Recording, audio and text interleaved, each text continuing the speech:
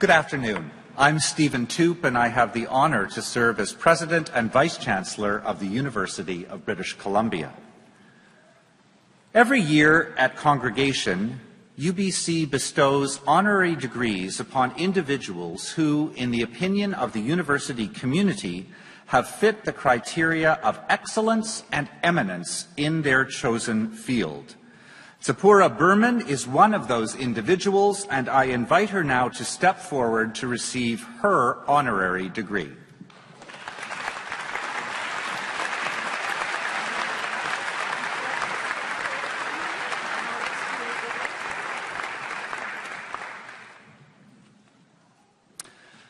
Madam Chancellor, it is in the context of this university's commitment to sustainability and global citizenship that I am honored to cite the transformational contributions of Tzeporah Berman. Ms. Berman's journey towards becoming a leader in the global environmental movement began over 2 decades ago, when she coordinated the largest civil disobedience protest in Canadian history, resulting in the preservation of the old-growth forests of Clayoquot Sound. Strategic, articulate, and balanced in her approach, she's equally effective in the boardroom as on the front lines of peaceful demonstration. As co-founder and strategic director of the international environmental organization Forest Ethics, she fostered respectful dialogue with and among representatives from business, government, environmental, and Aboriginal communities. Along the way, she successfully challenged multinational corporate consumers of forest products to adopt environmental procurement policies, thereby compelling producers to adopt more sustainable harvesting practices. The net effect of this and other related endeavors, it is estimated, has resulted in the protection of over 66 million acres of endangered forest on 2 continents, including British Columbia's Great Bear Rainforest. She then sharpened her focus on climate change as co-founder and executive director of Power Up Canada. Once again, she brought together representatives from diverse interests in support of clean energy leadership in Canada. In 2010, she became co-director of Greenpeace International's Climate and Energy Program. Soon, however, her overwhelming concerns for Canada's environmental future prompted her return to domestic debates concerning climate and energy policy, oil sands development, and related pipeline issues. Both principled and pragmatic, Ms. Berman has at times been besieged by critics from within and outside the environmental movement. Still, she's always remained focused on her objectives: the introduction of environmental policy that preserves natural habitat and biodiversity while recognizing the imperatives of economic stability. Madam Chancellor, in recognition of informed activism and strategic leadership in the global environmental movement, I ask you to confer the degree Doctor of Laws honoris causa upon Tzeporah Berman.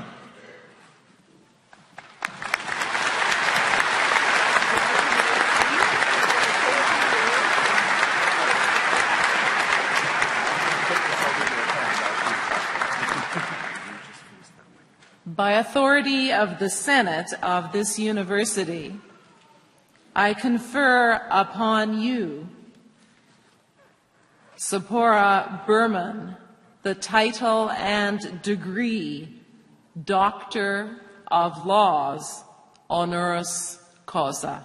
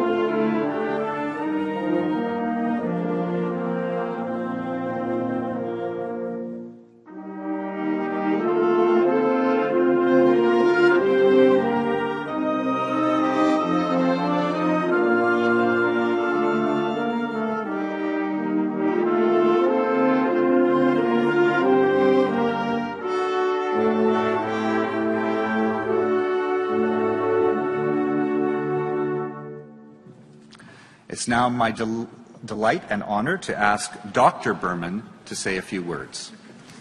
Thank you so much.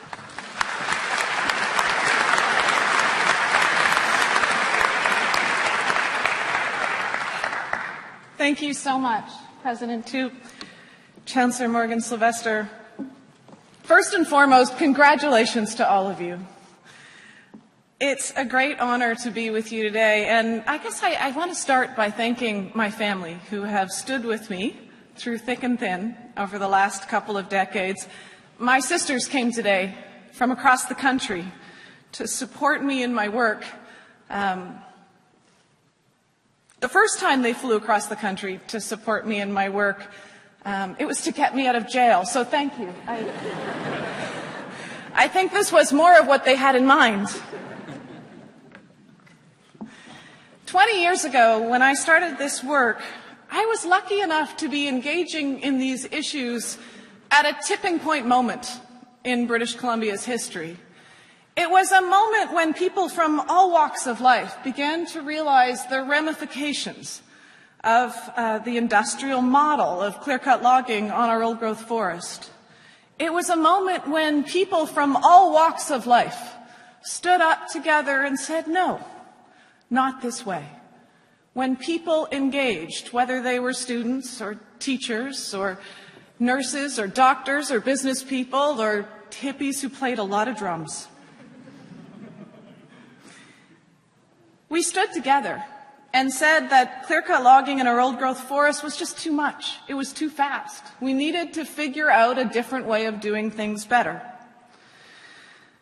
We wanted to ensure that we created more jobs and that the forests, the places we love and value, places like Clayoquot Sound and the Great Bear Rainforests, remained forever. We're there so our children, and mine are here today, would have the opportunity to experience them like we did. The work wasn't easy, and for those of us in the trenches, we faced attacks.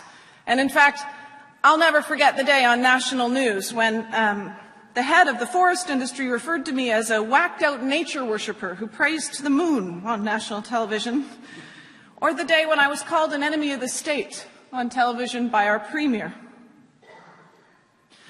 But 10 years later, a different premier called us heroes for saying the same thing. Social change isn't easy, and there will always be those who are vested in maintaining the status quo, who stand to benefit from holding us back from true progress. And it's at these moments in history when we are called upon to stand up, to protect what we value, to chart a different course, one that isn't defined by one company or one industry's profit margin or one politician's election cycle. It's our job as citizens to look forward and chart a course for the greater good. Today in British Columbia, in Canada, and in fact around the world, you are living one of those tipping point moments. I don't know how many of you fully realize this, but you are graduating right smack in the middle of a critical tipping point moment in human history. As grandiose as it sounds, your generation holds in its hands the fate of human civilization.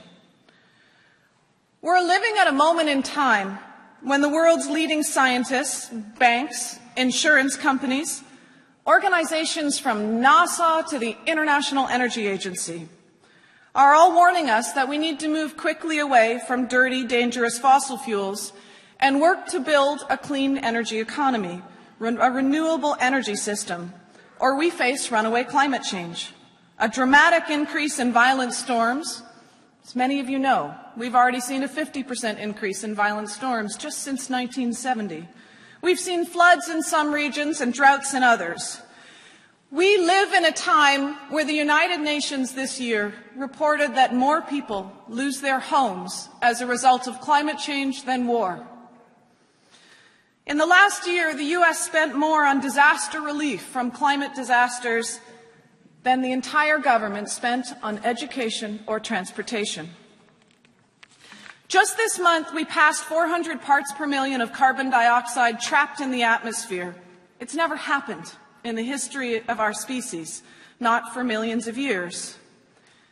5 years ago, I sat in the audience at the United Nations Climate Change Conference in Bali, and the Secretary General said we either reach agreement to quickly reduce our dependence on fossil fuels or we doom humanity to oblivion. I remember as a student sitting there taking notes going, did he just say doom humanity to oblivion? Because I thought he just said, you know, I've said a lot less crazy things and been called a whole whack of names. Doom humanity to oblivion. There, the majority of the world's governments agreed that we need to keep the world below 450 parts per million, below a 2-degree temperature rise. Well, it was reported this month, when we hit 400 parts per million, that we will, at current rates of fossil fuel extraction and consumption, we'll hit 450 sometime in the next decade or 15 years. Dr. James Hansen of NASA tells us we have about 3,000 days to turn it around. And if we don't, after that point, your generation and our children will be fighting to adapt to a much less hospitable planet.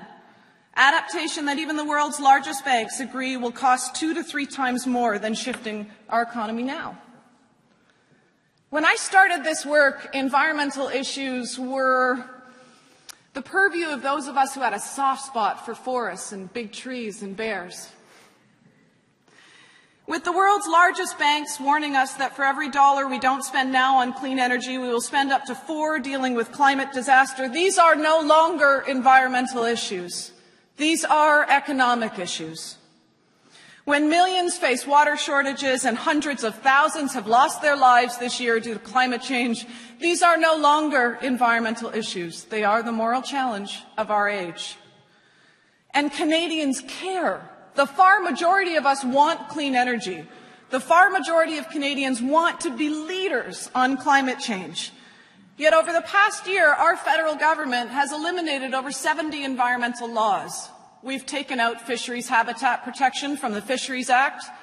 We've taken out water protection from the Navigable Waters Act.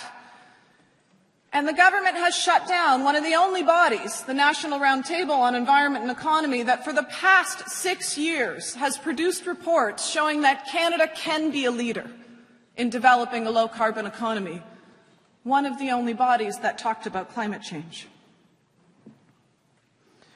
Secret documents obtained through Freedom of Information by Post Media News revealed a couple of months ago that the government has eliminated those laws at the request of the oil industry to make it easy and quick to build pipelines and expand the oil sands, the expansion of which is the single biggest reason that we are as a country polluting more and more every day. And we will not meet our global warming reduction targets set in part to fight climate change. Here's the thing. Democracy only thrives when we have education and knowledge and transparency, when we have the information that we need to engage as citizens in critical policy discussions, regardless of where you stand or what you think about these current debates about pipelines or the rates of expansion in the oil sands. We deserve the right information. We deserve to be having this conversation as a country. We live in a time where our federal government is actively holding back information, muzzling scientists, creating policies where federal scientists are not allowed to speak to us or the media, to the extent that this year the Journal of Nature said in an editorial, it's time for Canada to set its scientists free. Here's the good news. You are the generation living this tipping point. The moment when we now have the capacity to re-envision industrial society. We have seen more advances in renewable energy technology and the solutions that we need around the world in the last 2 years than we did in the last 20.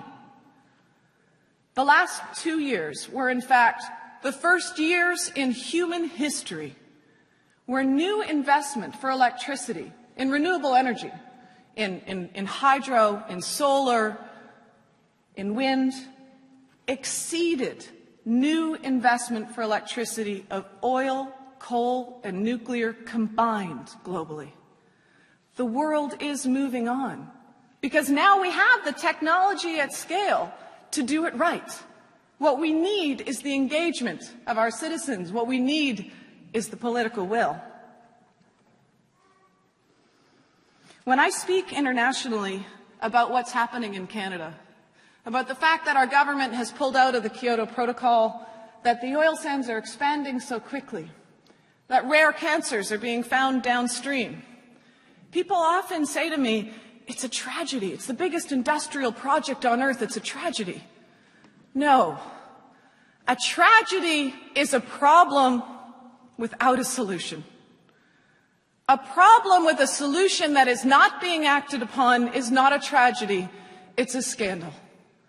And it's a scandal that today we are allowing 300 million liters of toxic sludge to be dumped into open, unlined pits every day in the tar sands. 11 million liters of which a day are leaking. We know they're leaking. The scientific reports show they're leaking into our wild rivers and poisoning downstream communities. That is not a tragedy. It's a scandal. Your generation has the knowledge now, the creativity, the technology, the capacity to hold our governments accountable, to make sure that we are building a country in Canada that leads in the development of a low-carbon economy, a country that we can be proud of. When I started this work, good organizing was about how many people you could get around your kitchen table. There were no cell phones, by the way. There was no internet. In fact, during the Claquett campaign, I was given a cell phone by my first real job at Greenpeace. It was the size of a brick, and it required its own briefcase. Yet now you are connected to thousands in seconds. These issues can seem overwhelming, but never doubt that the world can and will change entirely in your lifetimes. It has already in mine, and I'm not that old. Never doubt that you have the capacity to be a big part of that change. And just as the debates in forestry took root in British Columbia and eventually had far-reaching impacts across the country and around the world, we now see the debates about tar sands pipelines that threaten our coast and climate change also taking root here. More and more people are standing up and saying no to this dangerous development, calling for a new economy, an innovation economy that Canada leads. This is your moment. It's a moment that's ripe for change. So get out there. Arm yourselves with the knowledge that you need. This week, I'm proud to announce that I was part of a collective of academics working with activists from around the world who launched a new campaign, oilsandsrealitycheck.com, with all of the information you need to understand this critical issue in Canada that will shape your future. I'm honored today to be receiving this recognition from the University of British Columbia. There is so much work going on here at the university that will chart a course for a more sustainable future. And I urge the university to ensure that those values and that leadership is carried through to its investment by taking the important step that we're now seeing being considered by universities across North America and divesting from fossil fuels, charting a course for a new clean economy. And on this incredible day, I congratulate you all and urge you to engage in these issues that will define your future. Because in the climate era, we really don't know what the future holds. But today we know who holds it, and it's you. Thank you.